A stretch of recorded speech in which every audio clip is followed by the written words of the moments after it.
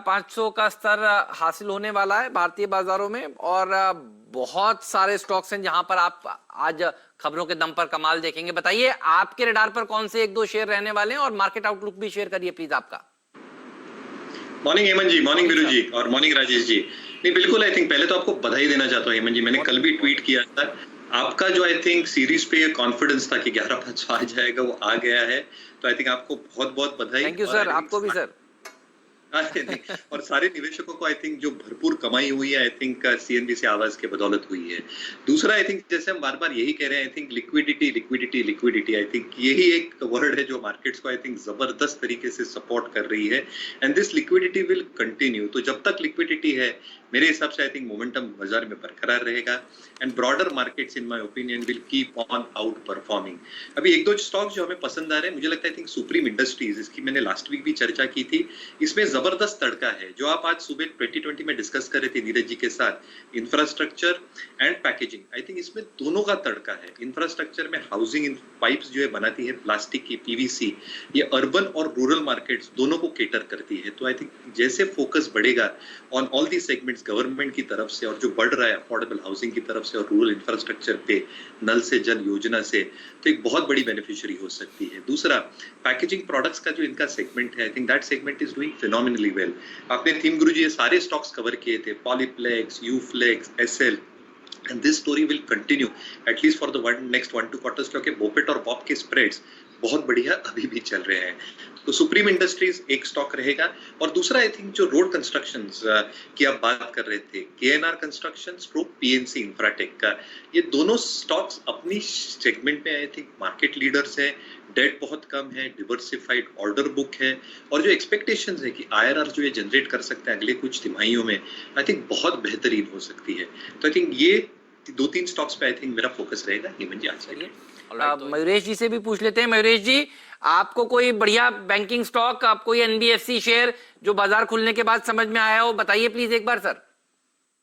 बिल्कुल हेमंत जी, और आपने एब्सोल्युटली राइट कहा। आई थिंक अगर मार्केट्स को सपोर्ट मिलना है तो banks will have to lend a huge amount of support. तो आई थिंक जैसे हम लास्ट वीक से ही दोहरा रहे हैं, आई थिंक जो मोमेंटम रहेगा बैंक स्टॉक्स के साथ ही रहेगा।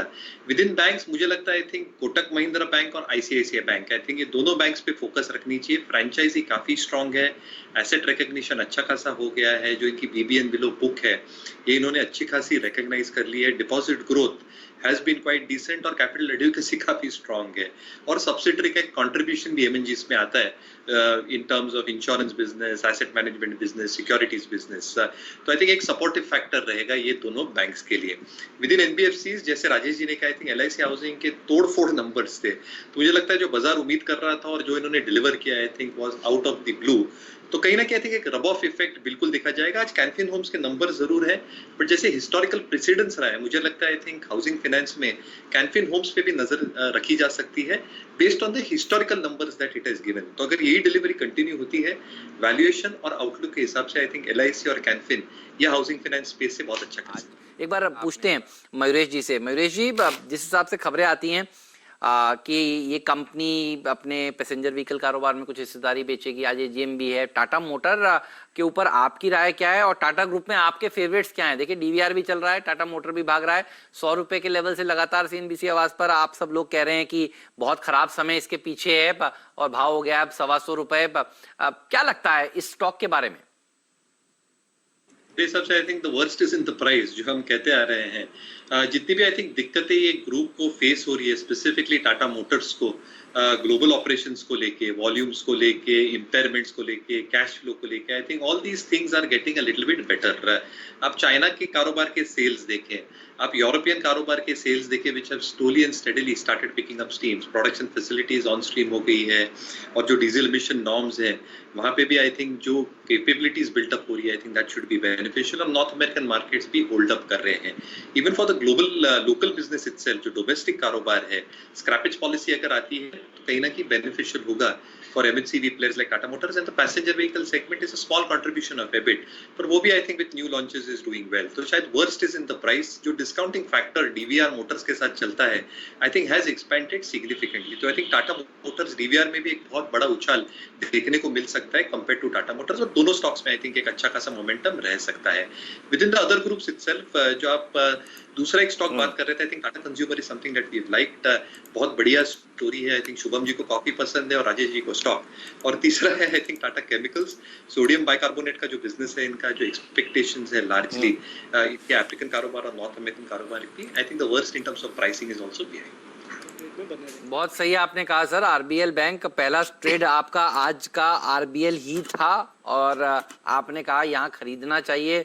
और फ्रैंकली आरबीएल जब आपने बोला उसके बाद मेरी नजर गई पिटे हुए और दूसरे बैंक्स पर, और फिर मुझे वो इंडसइंड बैंक वाली बात जहन में आई, तो फिर इंडसइंड बैंक की बात हुई। दोनों स्टॉक्स दिन के हाईज पर, लेकिन बधाई हो सर आरबीएल। और देखिए आरबीएल चलता जा रहा है टॉप 5 एफएनओ गेनर्स में ये स्टॉक इस समय आ चुका है। अच्छा, मैक्स फाइनेंशियल्स के लिए सर मैं नई खरीदारी की बात नहीं कर रहा था, मैं बस यही कह रहा था कि जिन्होंने खरीदा है उनको स्टॉप लॉस क्या ट्रेल करना चाहिए। तो आपने स्टॉप लॉस बहुत बढ़िया तरीके से बताया। तो देखिए ये वो स्टॉक हैं जो भाग रहे हैं और अच्छा प्रदर्शन पीएसयूज में अब कैनरा बैंक भी दिखा रहा है। आप देखिए पीएसयू बैंकों में तेजी है, बैंक ऑफ बड़ौदा ऊपर है।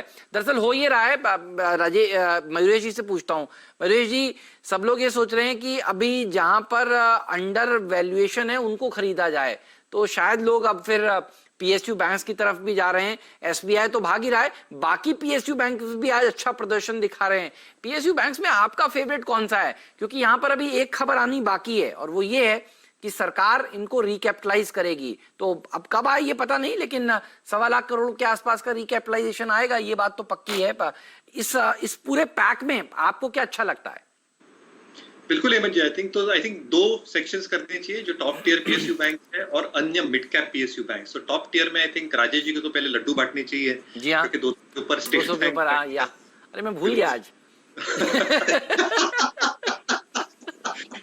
तो पहली बात तो आई थिंक यही रहेगी कि स्टेट बैंक के साथ बने रहे, क्योंकि जो मोरेटोरियम हुआ है हेमंत जी आई थिंक 9.5% पे आया है। PCR has improved to 86%। तो एसेट क्वालिटी प्रेशर्स कम हुए हैं और प्रोविजनिंग इन्होंने बढ़ा दी है। तो state bank will clearly be the choice of action with in the mid cap basket. मुझे लगता है इंडियन बैंक पे ध्यान देना चाहिए। Out of that entire pocket, जो टियर 1 रेशियो है 11% के आसपास है, जो asset quality pressures Allahabad bank के विलय की वजह से आए थे, those have started stabilizing, but इनका PCR भी I think improve हुआ है quite significantly over the past few quarters। और जो expectation हम बांध के चल रहे हैं, जो capital advocacy है, जो capital ratios हैं, specifically ROAs, ROEs, GNPs, NPS कम होते जाएंगे over the next few quarters, and within the mid cap basket, मुझे लगता है this is one of the best placed banks after SB।